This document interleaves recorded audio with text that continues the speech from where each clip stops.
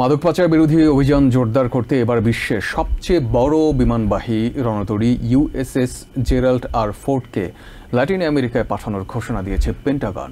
শুক্রবার সামাজিক মাধ্যম এক্সে দেওয়া পোস্টে কথা জানান পেন্টাগন মুখপাত্র শন পার্নেল। এদিকে ক্যারিবিয়ান সাগরে আরেকটি সন্দেহজনক মাদকবাহী নৌযান ধ্বংস এবং ৬ জন নিহতের খবর জানিয়েছেন ডিফেন্স সেক্রেটারি পিট হেগসেথ। ল্যাটিন আমেরিকার আন্তর্জাতিক মাদক পাচারকারীদের বিরুদ্ধে রীতিমতো যুদ্ধ ঘোষণা করেছে ট্রাম্প প্রশাসন। সামাজিক মাধ্যম এক্সে দেয়া পোস্টে পেন্টাগন মুখপাত্র শন পার্নেল জানান, মাদক পাচারকারীদের দমনে বিশ্বের সবচেয়ে বড় ও আধুনিক বিমানবাহী রণতরী ইউএসএস জেরাল্ড আর ফোর্ডকে ল্যাটিন আমেরিকার জলসীমায় পাঠানো হচ্ছে। এটি শুধু মাদক বিরোধী অভিযানই নয়, বরং ক্যারিবিয়ান অঞ্চলের সবচেয়ে বড় সামরিক উপস্থিতি বলে জানিয়েছে রয়টার্স। পার্নেল জানান, এই মাদক বিরোধী অভিযান দেশের নিরাপত্তা ও স্থিতিশীলতা রক্ষায় গুরুত্বপূর্ণ ভূমিকা রাখবে। এর আগে ক্যারিবিয়ান অঞ্চলে আমেরিকার ৮টি যুদ্ধজাহাজ, একটি পারমাণবিক সাবমেরিন এবং F-35 যুদ্ধবিমান মোতায়েন করে পেন্টাগন। এবার সেখানে ৫,০০০-এরও বেশি নৌসেনা নিয়ে জেরাল্ড আর ফোর্ড মোতায়েনে পরিস্থিতি আরও জটিল আকার ধারণ করেছে বলে জানান সামরিক বিশ্লেষকরা। ২০১৭ সালে কমিশন প্রাপ্ত সর্বাধুনিক অস্ত্রশস্ত্রে সজ্জিত এই রণতরীটি কয়েকদিন আগেও ইউরোপের জিব্রাল্টার প্রণালীর কাছে অবস্থান করছিল।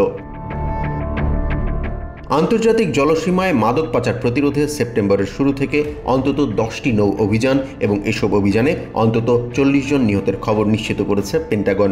নিহতদের মধ্যে কয়েকজন ভেনেজুয়েলার নাগরিক বলেও দাবি করা হয়েছে।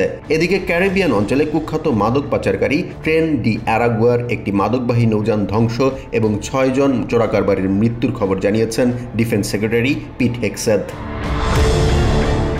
এদিকে ভেনেজুয়েলার প্রেসিডেন্ট নিকোলাস মাদুরো অভিযোগ করেছেন, মাদক পাচার বিরোধী অভিযানের নাম করে তার সরকারকে উৎখাতের ষড়যন্ত্র করছে আমেরিকা।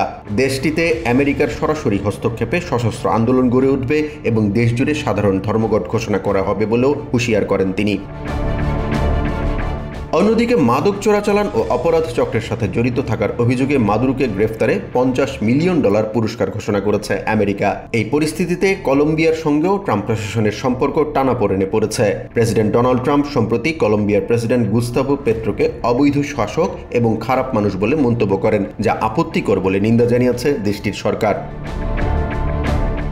এদিকে ট্রাম্প প্রশাসনের মাদক বিরোধী অভিযানের কারণে দেশে মাদক পাচার ব্যাপক হারে কমেছে বলে মন্তব্য করেছেন সাবেক ডিইএ অ্যাডমিনিস্ট্রেটর ডেরেক মাল্টজ। মাদক পাচারকারীদের নির্মূলের মাধ্যমে ফেন্টানলের মতো ভয়াবহ মাদক পাচার বন্ধ হবে বলেও আশা করছেন তিনি।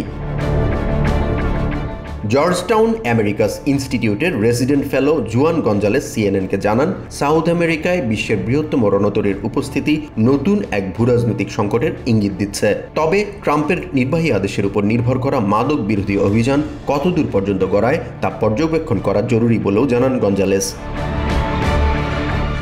জাহান মিথুন, TVN 24 news desk. New York থেকে সম্প্রচারিত TVN 24 টেলিভিশন বিশ্বজুড়ে বাঙালির কণ্ঠস্বর।